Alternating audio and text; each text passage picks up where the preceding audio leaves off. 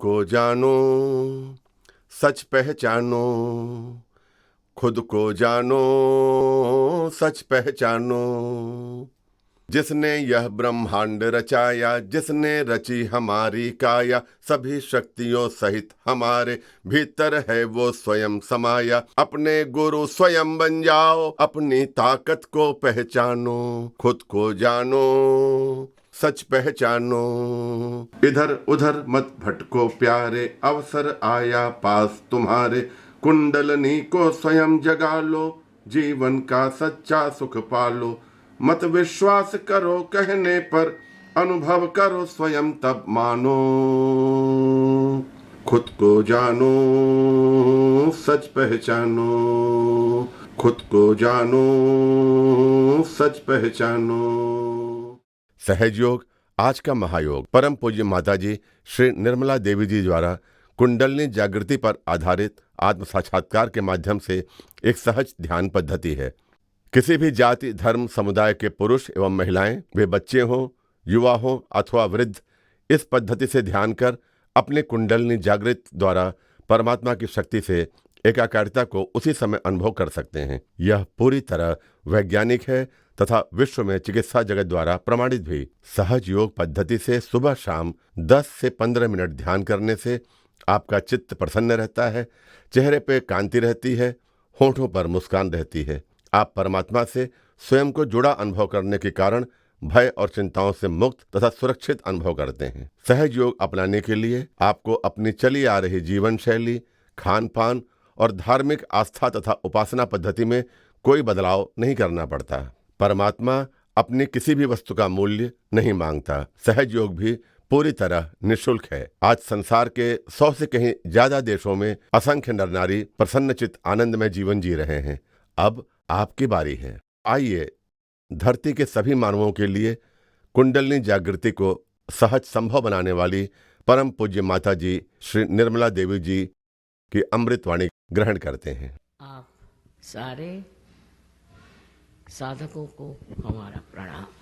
हम मंदिरों में जाते हैं भगवान के दर्शन करने और चाहते हैं कि हमें वो प्राप्त हो। इतना ही नहीं, हमारे अंदर अनेक इच्छाएं होती हैं जो हम सोचते हैं कि परमात्मा परिपूर्ण कर देंगे। ऐसी अनेक कारणों से हम मंदिरों में जाते हैं कि वहाँ का वातावरण हमें शांति दे और समाधान दे। ये बात तो सही है कि ये सब चीज़ें घटित हो सकती और इसीलिए मंदिर बनाए गए हैं, लेकिन इससे भी आगे कुछ जाने का और कुछ पाने का है, और इसका मूल तत्व भी हमारे हिंदू शास्त्रों में लिखा हुआ। लेकिन जब हम कुछ पढ़ते हैं तो उसके अंदर छिपा हुआ अर्थ हम नहीं समझ पाते कभी कभी। अभी आज अच्छा है कि कृष्ण के मंदिर में ही आपने मुझे बुलाया, क्योंकि कृष्ण भी बड़ा महत्वपूर्ण स्थान। हमारे कुंडलिनी के जागरण की जो हम बात करते हैं उसमें कृष्ण का स्थान बहुत ऊंचा। उनके बगैर तो कुछ काम ही नहीं हो सकता। उनका स्थान हमारे अंदर, यहाँ पीठ के पीछे में कहना चाहिए, गर्दन के नीचे, इस जगह उनका स्थान है। अब ये बात है या नहीं, ये हम जो बात करें सच है या नहीं, इसकी भी आपको प्रचिति होनी चाहिए। क्योंकि हम कह रहे हैं इसलिए आपको मान नहीं लेना चाहिए।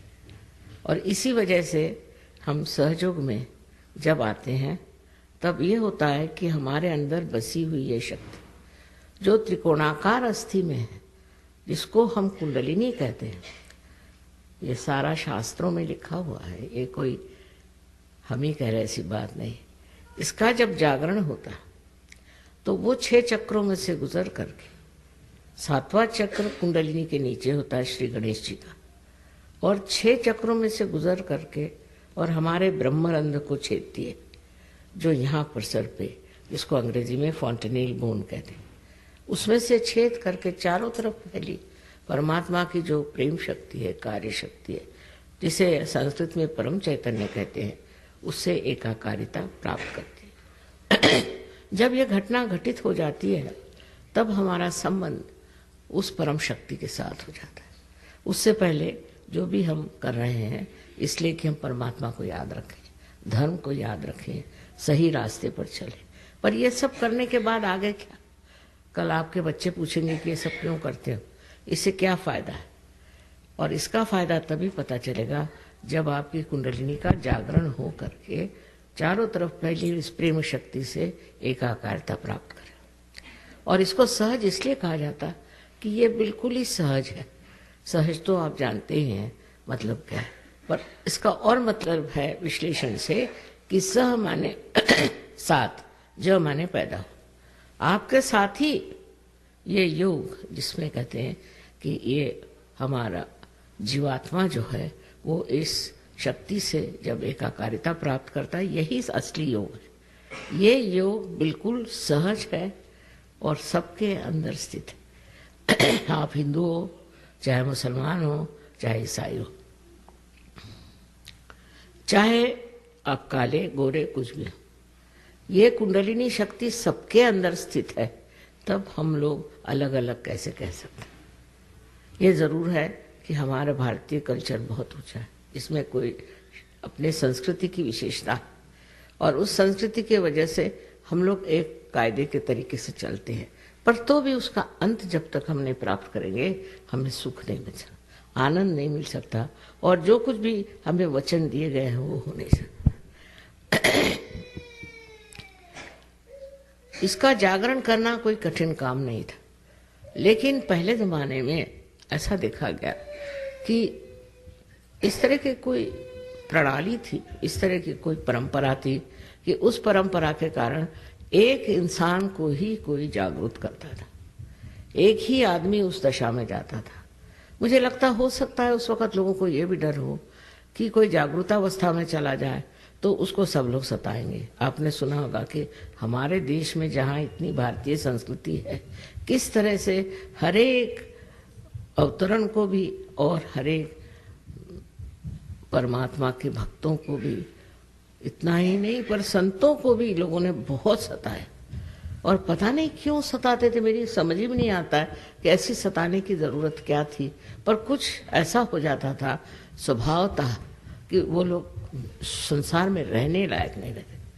आपने ज्ञानेश्वर जी के बारे में भी सुना होगा कि इनको इतना सताया कि 23 साल की उम्र में उन्होंने अपनी समाधि ले ली। जीते जागते 23 साल की उम्र में उन्होंने अपनी समाधि ले ली। इतना हम लोगों ने उन्हें सताया। उसके कारण ये थी कि मनुष्य समझ ही नहीं पाता था कि ये जो सूक्ष्म बात कहते हैं इसमें कोई अर्थ है। और इसलिए इस तरह की बहुत सी घटनाएं अपने देश में भी हुई कि लज्जाजनक है। हम लोगों ने संत साधुओं को बहुत सताया, बहुत छला, क्योंकि वो प्रेम में रत रहते। उनका विश्वास तो था ही भयंकर जबरदस्त था और वो प्रेम में रत रहते थे। इस वजह से शायद हो कि लोगों को अच्छा नहीं लगा। बहरहाल उसका कारण कुछ भी हो, बात एक कहने की ये है कि हमें भी उस चीज़ को प्राप्त कर लेना चाहिए। आज समाज में सहयोग 72 देशों में चल रहा है, तो ऐसी कोई समस्या खड़ी नहीं होगी जब आप संत हो जाएंगे तो आपको कोई तकलीफ होगी। पर संत होने के लिए कोई चीज़ छोड़ना छाड़ना ये गलत बात है। कि जैसे बुद्ध धर्म आने पर लोगों ने ये शुरू करी चीज़, लेकिन तब आदि शंकराचार्य 6ठी शताब्दी में आए और उन्होंने कहा सब बेकार चीज़ें। खुद उन्होंने संन्यास लिया था क्योंकि उन्हें कार्य करना था, पर उन्होंने कहा इस तरह का संन्यास लेना, इस तरह के कपड़े पहनना, इसे जो बुद्ध मार्ग है वो सब गलत है। आप अपने ही घर में बैठ के अपने ही हालत में इसको प्राप्त कर सकते हैं। उन्होंने सबसे ज़्यादा सहयोग पर लिखा और उन्होंने ये कहा कि जब आप इसको प्राप्त करते हैं, जब आपके अंदर ये घटना घटित होती है तो ठंडी ठंडी आवाज़, सलीलम सलीलम, ये शब्द उन्होंने लगाया। और इस तरह से उन्होंने कहा कि हमारे अंदर इस तरह से ये घटित होने के बाद धीरे धीरे सलीलम सलीलम ये परमात्मा की जो चैतन्य शक्ति है अंदर बहना शुरू हो जाती है।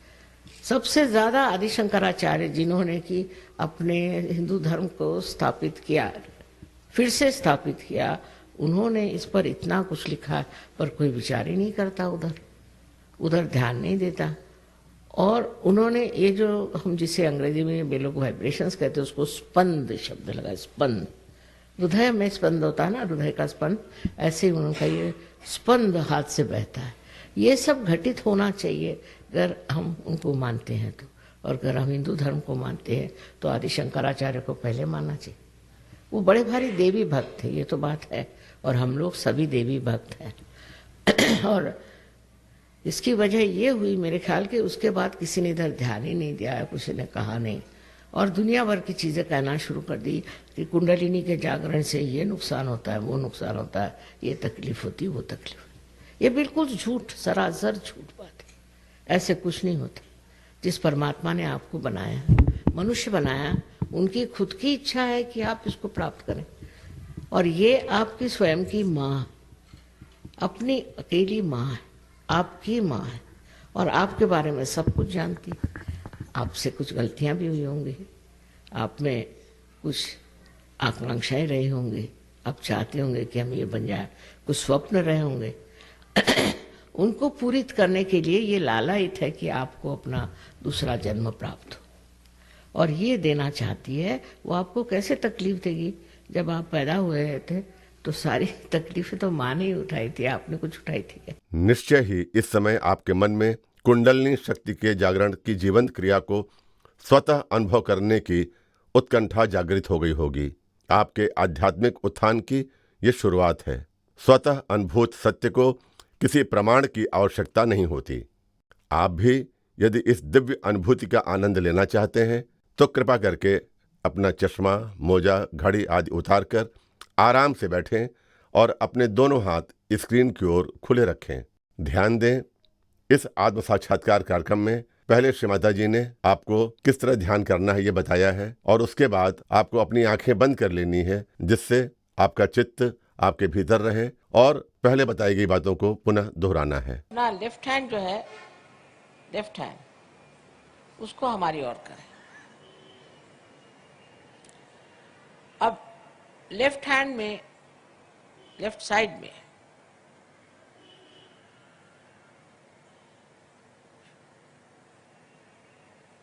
जो शक्ति है वो इच्छा शक्ति है, पावर ऑफ डिजायर, इच्छा शक्ति।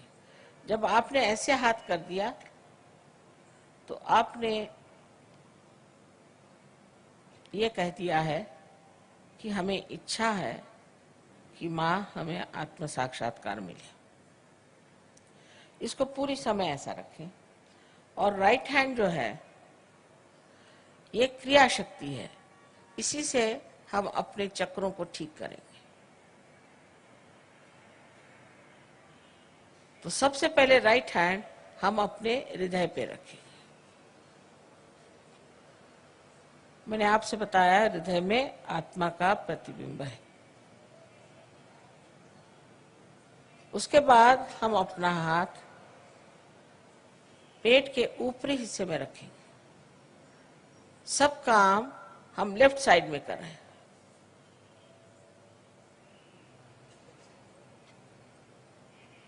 ये हमारे गुरु का स्थान है। माने बड़े बड़े जो सदगुरु हो गए, उन्होंने हमारे लिए ये चक्र बनाया हुआ है, और इसकी जागृति से आप अपने गुरु हो जाते हैं।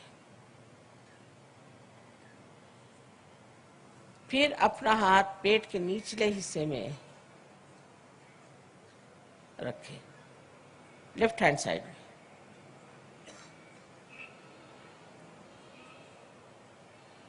फिर यही हाथ ऊपर ले जाएं, फिर से लेफ्ट हैंड साइड में अपने पेट के ऊपरी हिस्से में रखें, फिर से हृदय पे रखें। अब ये हाथ अपनी गर्दन और अपना कंधा इसके बीच के कोण के ऊपर रखें। कोण में, जहां तक पीछे जा सकता है, और गर्दन को राइट साइड में मोड़ ले। मैंने आपसे अभी बताया कि ये चक्र पकड़ने से क्या बीमारियां हो जाती हैं। अब अपने हाथ को, राइट हैंड को पूरी तरह से आड़ा इस तरह से अपने माथे पर रखें, कपाल पर, और पूरी तरह से गर्दन नीचे झुका लें।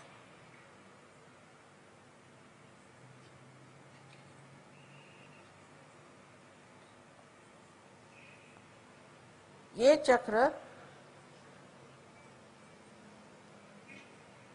हमें सबको एक साथ माफ करने के लिए।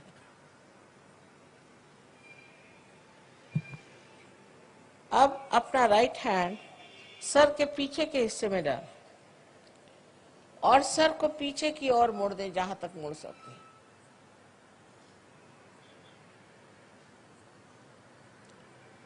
इस जगह अपने को दोषी न ठहराते हुए, अपनी गलतियां न गिनते हुए,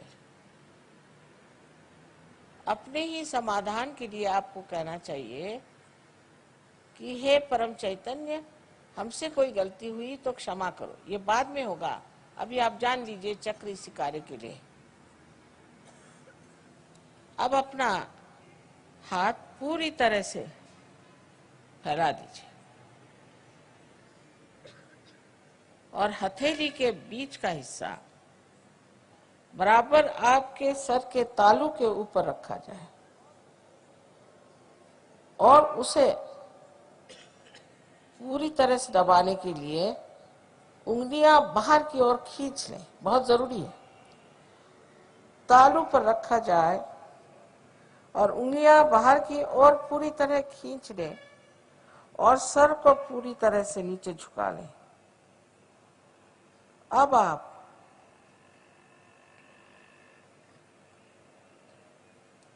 अपने हाथ को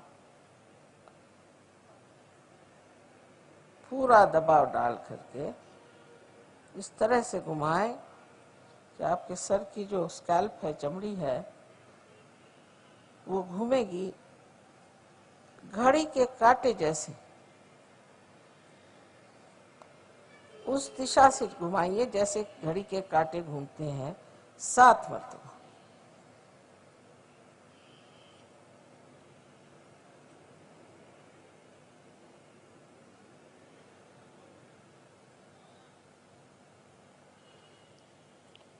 हो गया।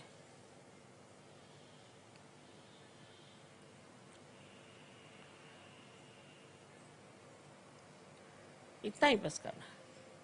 अब आपके पास चश्मा वश्मा हो तो निकाल लीजिए, क्योंकि अब आंखें बंद करनी है।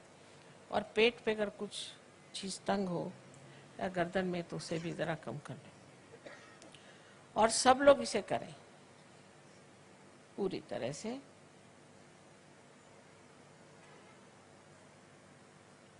फिर से मैं कहूंगी कि प्रसन्न चित्त हो जाए।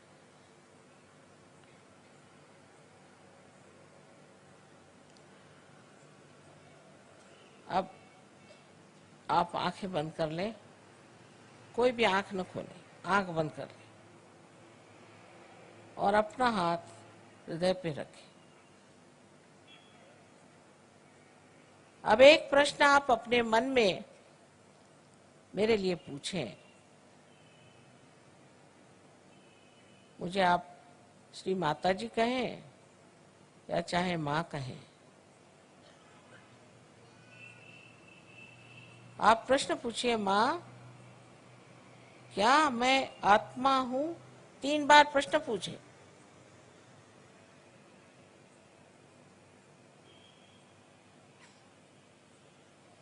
ये बड़ा मूलभूत प्रश्न है।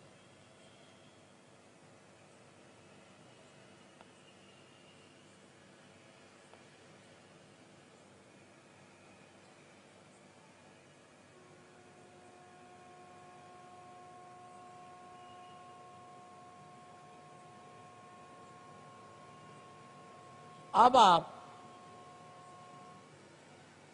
ये जान लीजिए कि अगर आप आत्मा हो गए तो आप अपने गुरु भी हो जाते हैं, क्योंकि आत्मा के प्रकाश में आप अपने ही गुरु हो जाते हैं।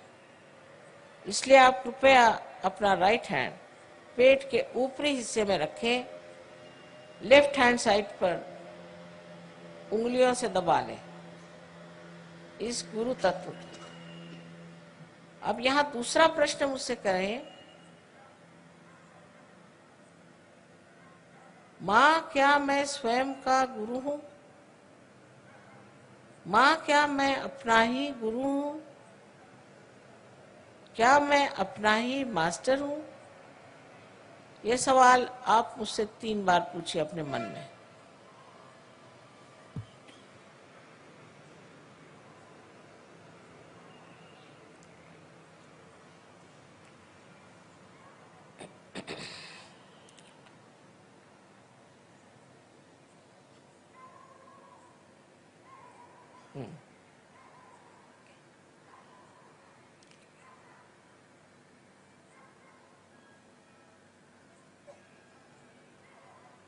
अब आप अपना राइट हैंड पेट के निचले हिस्से में लेफ्ट हैंड साइड में रखें और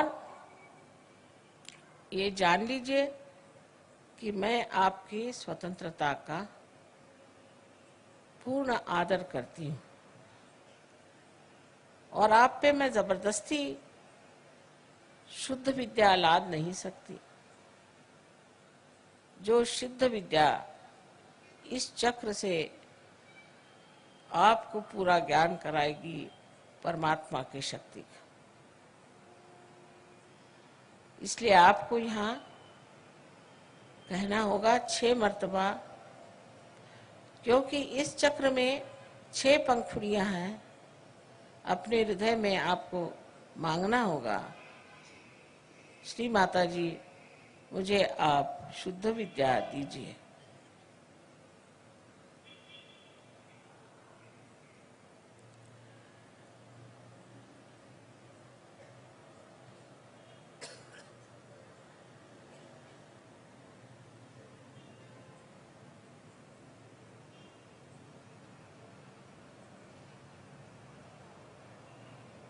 अब आप अपना हाथ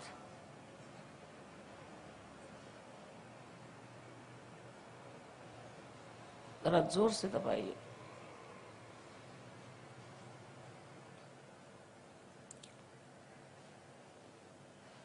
जैसे ही आप शुद्ध विद्या मांगते हैं वैसे ही कुंडलिनी का जागरण शुरू हो गया,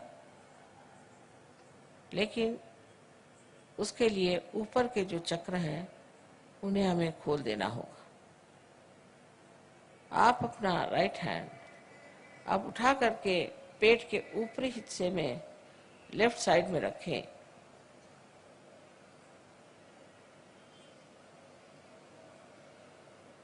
और पूर्ण आत्मविश्वास के साथ, आत्मविश्वास से ही चक्र खुलेंगे। पूर्ण आत्मविश्वास के साथ आप कहें,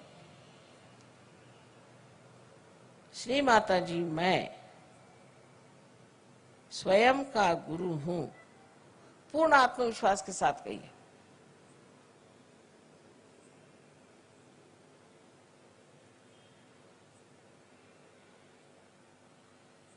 दस मर्तबा 10 बार कहिए, 10 times।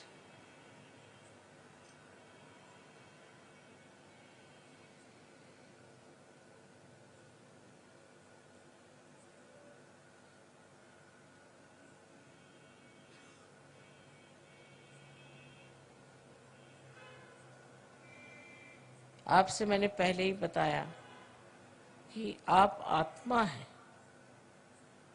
आप ये शरीर, बुद्धि, मन, अहंकार आदि उपाधि नहीं, किंतु आप शुद्ध आत्मा हैं। अब अपना राइट हैंड आप हृदय पे रखें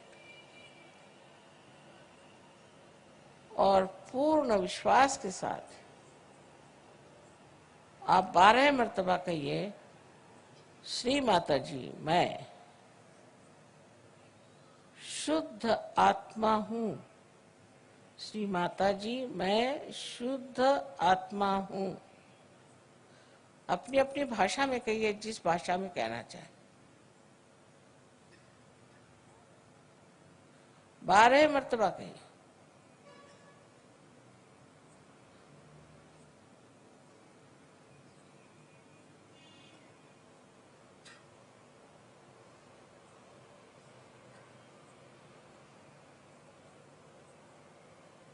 अब एक बात फिर से कहूंगी कि आप दोषी नहीं हैं, आप पापी नहीं हैं।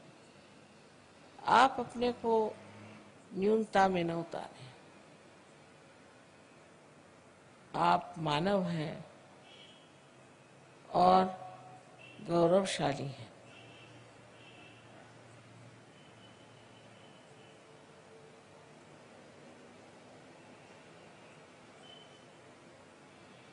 चारों तरफ फैला हुआ परमात्मा का ये प्यार,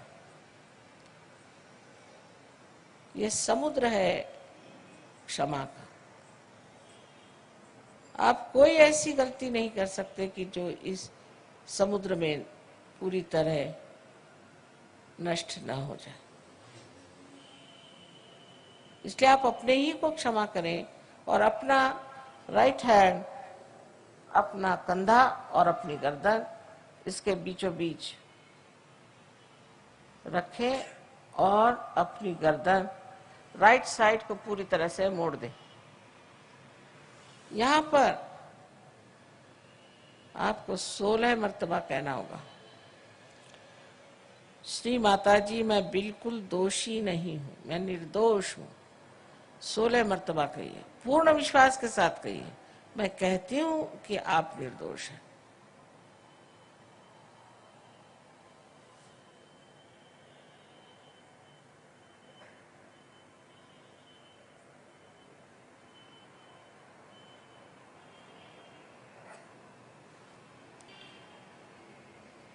फिर से यही कहना है कि आप किसी को क्षमा करें या न करें, आप कुछ नहीं करते, पर अगर आप क्षमा नहीं करते हैं तो आप गलत हाथों में खेलते हैं।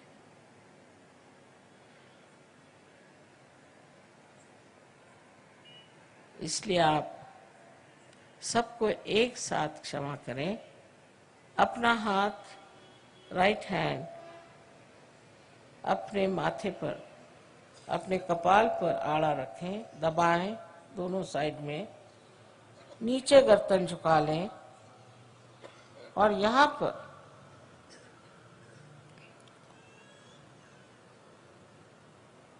पूर्ण आत्मविश्वास से कहें, श्री माता जी मैंने सबको एक साथ क्षमा कर दी। मैंने सबको एक साथ क्षमा कर दिया है।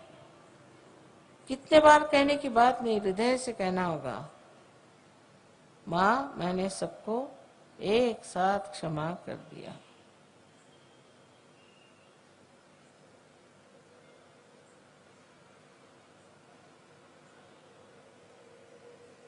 अब राइट हैंड को पीछे ले और अपने सर पीछे की ओर झुका ले। इस जगह अपने समाधान के लिए, अपनी गलतियां न गिनते हुए, अपने को दोषी न ठहराते हुए, अपने ही समाधान के लिए आपको कहना होगा हृदय के साथ,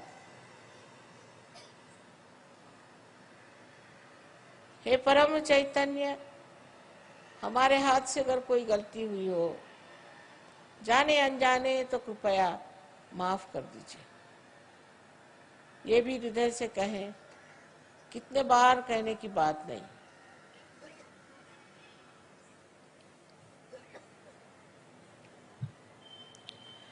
अब आखिरी चक्र बहुत महत्वपूर्ण है।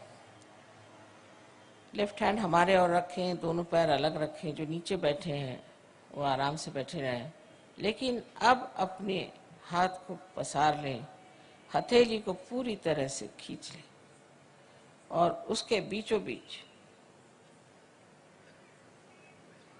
जो जगह है उसको आप बराबर अपने तालू पर, जो कि आपके बचपन में एक बहुत स्निग्ध सी हड्डी थी, उस पर रखें और अपनी गर्दन झुका लें पूरी तरह से। अपनी उंगलियों को पूरी तरह से खींचें बाहर की ओर, जिससे पूरा दबाव आपके स्कैल्प पर, आपके सर की चमड़ी पर पड़े। अब ये जान लीजिए कि मैं आपकी स्वतंत्रता को मानती हूँ और मैं आप पर आत्म साक्षात्कार लाद नहीं सकती, आपको मांगना होगा।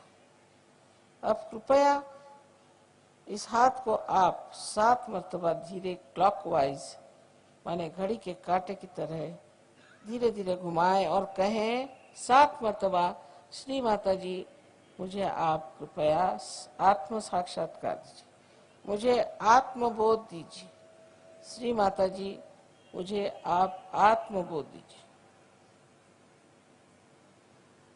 7 मर्तबा कहें।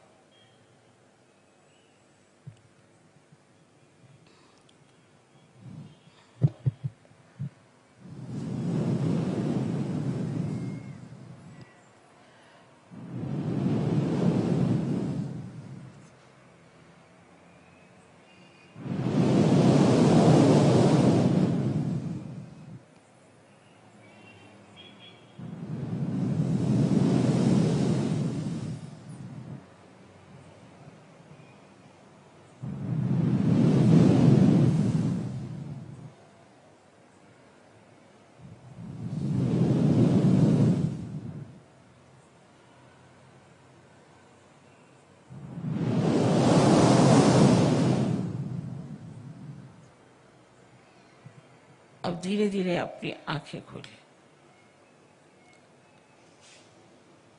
अब दोनों हाथ मेरी ओर करें इस तरह से और मेरी ओर देखें और निर्विचार हो जाइए, विचार मत करें।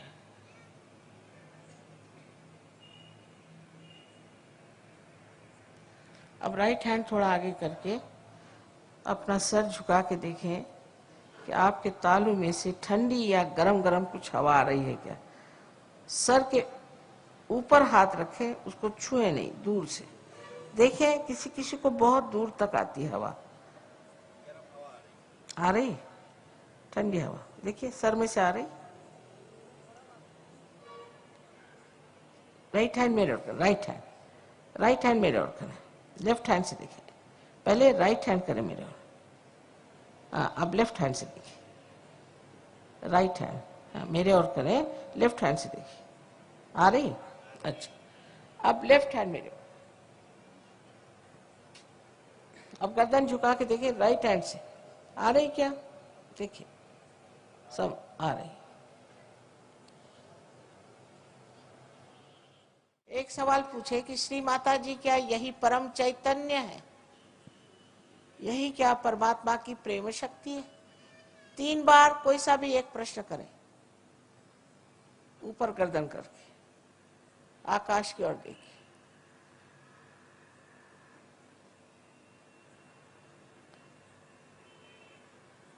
नीचे ले लीजिए हाथ,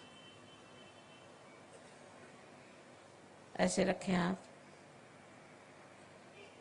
जिन लोगों के तालू से या हाथ में, उंगलियों में ठंडी या गर्म हवा आ रही हो, वो सब लोग हाथ ऊपर करें। अभी कुछ क्षण इसी आनंदमय अवस्था में बैठे रहें और चित्त को बिखरने न दें। इस ध्यान की अवस्था को बनाए रखने के लिए सुनते हैं एक भजन। भज मन निर्मला माँ का नाम, भज मन निर्मला माँ का नाम, सांस सांस में हर धड़कन में, सांस सांस में, हर धड़कन में, हर दिन आठों याम भज मन निर्मला माँ का नाम, भज मन निर्मला माँ का नाम। महासरस्वती लक्ष्मी काली, महासरस्वती लक्ष्मी काली, महासरस्वती लक्ष्मी काली। माँ के कितने नाम, भज मन निर्मला माँ का नाम, भज मन निर्मला माँ का नाम।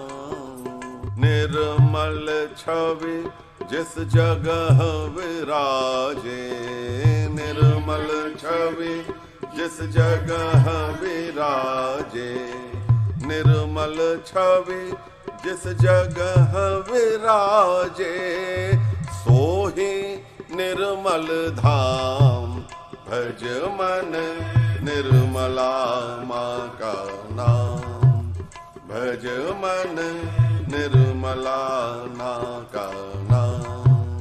सांस सांस में, हर धड़कन में, सांस सांस में, हर धड़कन में, हर दिन आठों याम भज मन निर्मला माँ का नाम, भज मन निर्मला माँ का नाम, भज मन निर्मला माँ का नाम।